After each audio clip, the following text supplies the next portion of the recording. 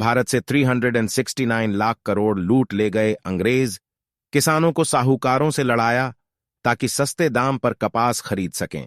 आज से 2 दिन बाद यानी 15 अगस्त को भारत की आजादी के 76 साल पूरे हो जाएंगे। इस मौके पर हम 4 ऐसी कहानियों की सीरीज लेकर आए हैं जिसमें भारत को गुलामी की बड़ी कीमत चुकानी पड़ी। ऐसी कहानियां जो बेहद कम सुनी गई हैं लेकिन चौंकाने वाली हैं। आज पहली कहानी अंग्रेजों की महालूट की बात 1874 की है। किसान साहूकारों के कर्ज में दबे थे। लगान नहीं वसूलने पर अंग्रेज उनकी जमीनें नीलाम कर रहे थे। एक दिन पुणे का एक किसान कालूराम कपास लेकर साहूकार के पास गया। उसे उम्मीद थी कि इस बार फसल बेचकर वह अपना कर्ज चुका देगा, लेकिन साहूकार ने फसल नहीं खरीदी। कालूराम एक एक करके कई साहूकारों के पास गया, लेकिन सभी साहूकारों ने कपास खरीदने से इनकार कर दिया। ऐसा सिर्फ कालूराम के साथ नहीं हुआ, देश के हजारों किसानों के साथ ऐसा ही छल हुआ। यह अंग्रेजों की भारत को लूटने की सोची समझी चालाकी थी। 200 सालों में अंग्रेजों ने भारत से करीब 369 लाख करोड़ रुपए लूट लिए। यानी आज हम भारत और ब्रिटेन की जीडीपी को मिला दें तो उससे भी 17 गुना ज्यादा। तब दुनिया की जीडीपी में भारत की हिस्सेदारी 25% थी, जो आज महज 3% है। साल था 1757। भारत में मुगल साम्राज्य की धमक कमजोर पड़ रही थी। ईस्ट इंडिया कंपनी, फ्रेंच और पुर्तगाली अपनी कॉलोनियां बसा रहे थे, सैनिक जमा कर रहे थे। बंगाल के नवाब सिराजुद्दौला इस बात से खफा थे। 23 जून 1757 प्लासी में रॉबर्ट क्लाइव की अगुवाई में ईस्ट इंडिया कंपनी और सिराजुद्दौला के बीच जंग हुई। करीब 50,000 सैनिक, 500 हाथी और 50 तोपों से लैस उनकी सेना ईस्ट इंडिया कंपनी के 3000 सैनिकों से हार गई। इसके बाद बंगाल प्रांत के टैक्स कलेक्शन की कमान ईस्ट इंडिया कंपनी के हाथों में आ गई। तब बंगाल में आज का पश्चिम बंगाल, बिहार और ओडिशा शामिल थे। इसकी राजधानी मुर्शिदाबाद थी, जिसकी चकाचौंध लंदन से भी ज्यादा थी।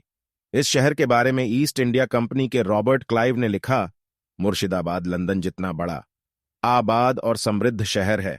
अंतर सिर्फ इतना ही है कि लंदन में जितनी दौलत एक अमीर आदमी के पास है, उससे कहीं ज्यादा दौलत यहां अनेकों लोगों के पास है।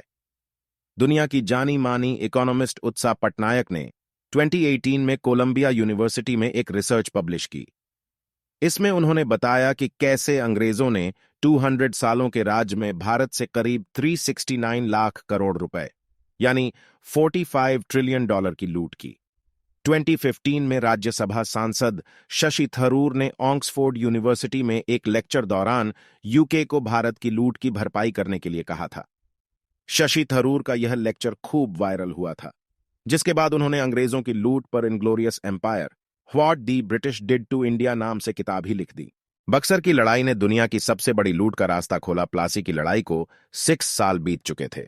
साल बदलकर 1764 हो चुका था। वो 22 अक्टूबर का दिन था। अंग्रेजी फौज की रेजिमेंटल ड्रम की आवाजें उस दिन गंगा किनारे गूंज रही थीं।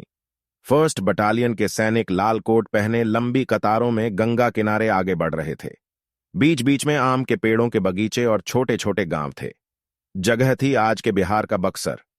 इस मोर्चे के लिए ईस्ट इंडिया कंपनी ने कोलकाता से फ्रेश रेजिमेंट बुलाई थी।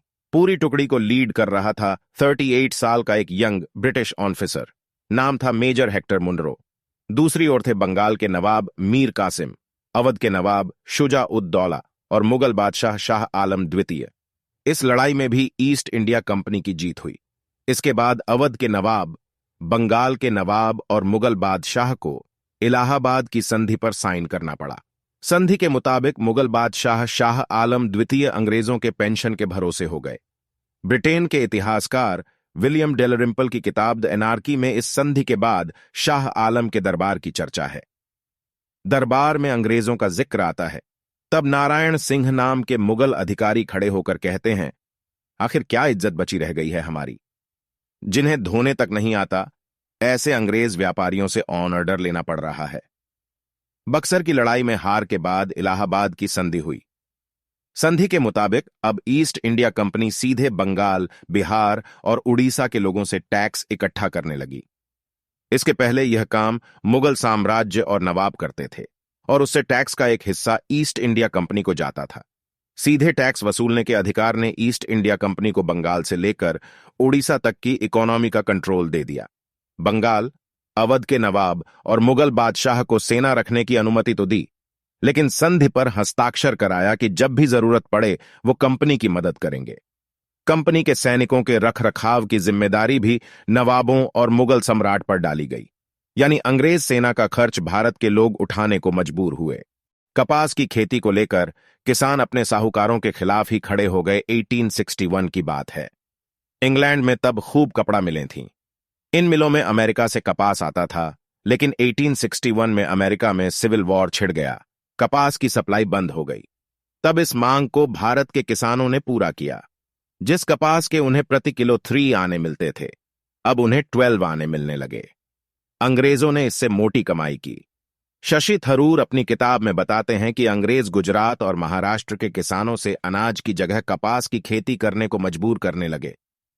किसान भी कपास के अच्छे दाम देखकर कपास उगाने लगे। कपास उगाने में लागत ज्यादा आती थी, तो इसके लिए किसान साहूकारों से कर्ज लेने लगे। 1865 में जैसे ही अमेरिका में सिविल वॉर खत्म हुआ, वहां से इंग्लैंड में कपास की सप्लाई शुरू हो गई। नतीजा, अंग्रेजों ने भारत से कपास खरीदना कम कर दिया। इससे किसानों की फसल बिकनी बंद हो गई। साहूकार कपास खरीदने से मना करने लगे, लिहाजा किसान बुरी तरह कर्ज में डूब गए। ऊपर से धान, गेहूं जैसी अनाजों की पैदावार भी उनके पास नहीं बची। तब साहूकार किसानों का बहीखाता अपने पास रखते थे। इसमें वे छल से ज्यादा रकम भी कर्ज के रूप में दर्ज कर देते थे। इस वजह से किसान कर्ज चुका ही नहीं पाता था, जिससे उनके जमीन की नीलामी हो जाती थी। एकलव्य पब्लिकेशन की सामाजिक अध्ययन की किताब में एक मराठा किसान के दर्द का जिक्र है। वह अपनी परेशानी बयां करते हुए कहता है, जब देखो तब ये साहूकार कचहरी से कुर्की यानी नीलामी का नोटिस लेकर आ जाते हैं। हम कर्ज नहीं चुका पाए तो हमारी घर जमीन सब नीलाम करा देते हैं। पुश्तों से ये लोग हमें अपना कर्जदार बनाए हैं। जितना भी पैसा दो, कर्ज नहीं चुकता। बही खातों में हमारे नाम झूठा कर्ज चढ़ा देते हैं। इनके बही खाते जलकर राख हो जाएं, तभी हमारी आफत हटेगी।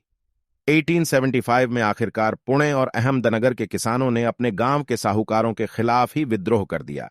किसान साहूकारों के घरों को घेर कर उनसे बही खाते की मांग करने लगे।